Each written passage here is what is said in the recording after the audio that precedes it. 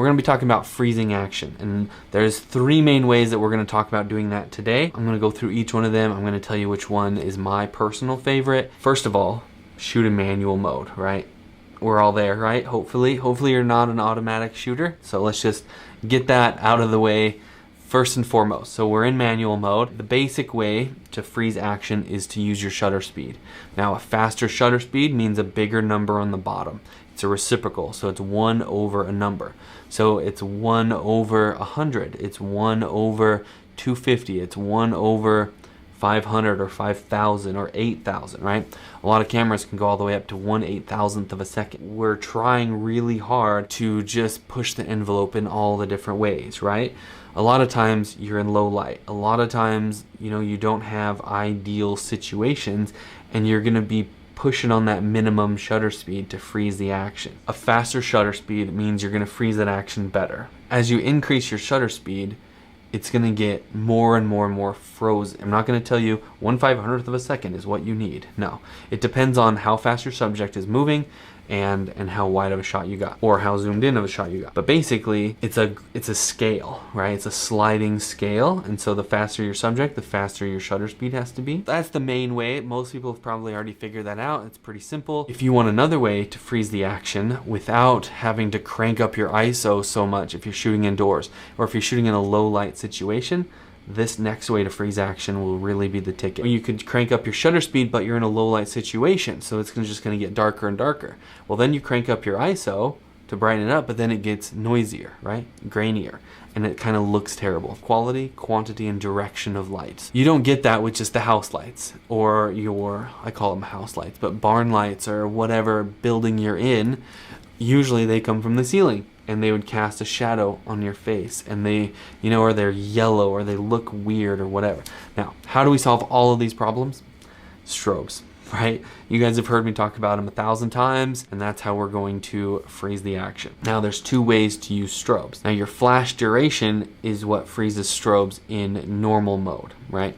So there's all kinds of different modes, and depending on the brand, they call it different things, but basically, the default kind of mode that all strobes have. All strobes have like the normal mode, and that uses flash duration. So what that means is the amount of time that a flash is on to off. So it is like a curve, and it goes up really fast, and then it slowly decays, right?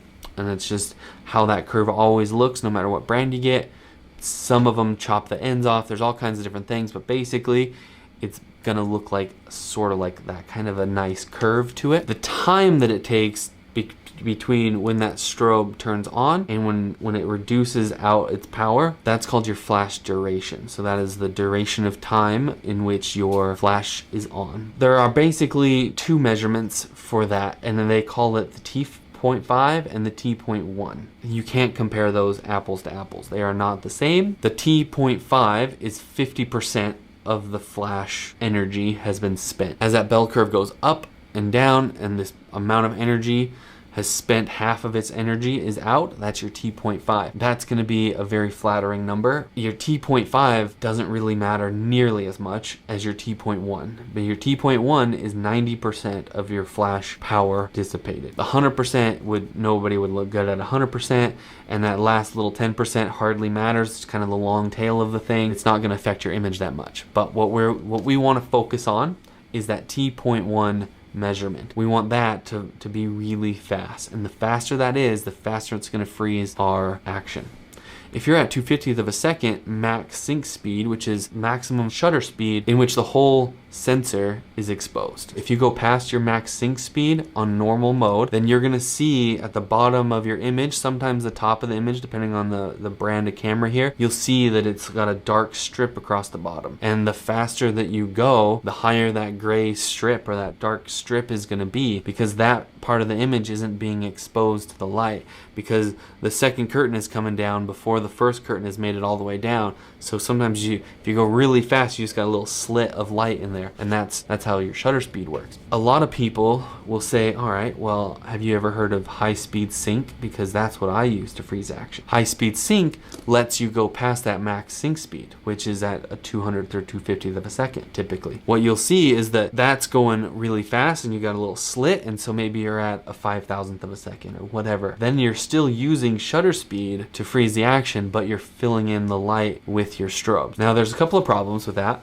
For one, your shutter speed isn't nearly as fast as flash duration. That's why I only use the normal mode, and I'm using the flash duration to freeze the action and not high speed sync.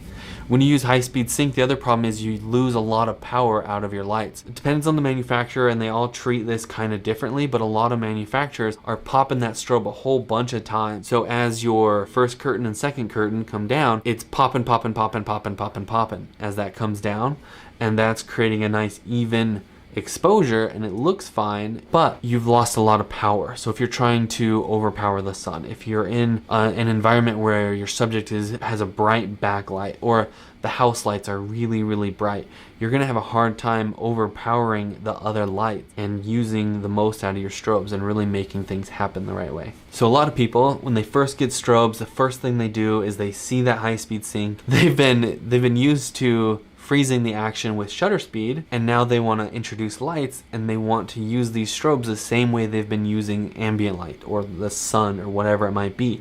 They just think, I'm going to replace the ambient light, the sun, whatever, with strobes, and I'm going to use my same settings that I'd always used to freeze the action.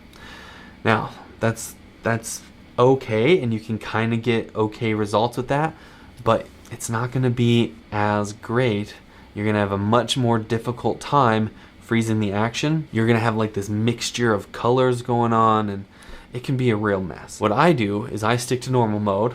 This was just kind of like the tip of the iceberg here as far as strobes go and freezing action. I use strobes all the time. Like, I am freezing the action. That's why I'm getting sharper images. You know, everything is perfect because I have the quality, quantity, and direction of light. All of that makes me a better photographer. It makes it easier for me to do my job, and I think about doing like the lighting and all that stuff at the beginning and get it all set up and ready to rock and roll, and then it's just like easy and like brainless the rest of the time. The rest of the day I'm shooting an event. Like I said, we're just barely skimming the iceberg here on this whole flash deal and lighting and stuff, but just want to talk to you guys real quickly about freezing action.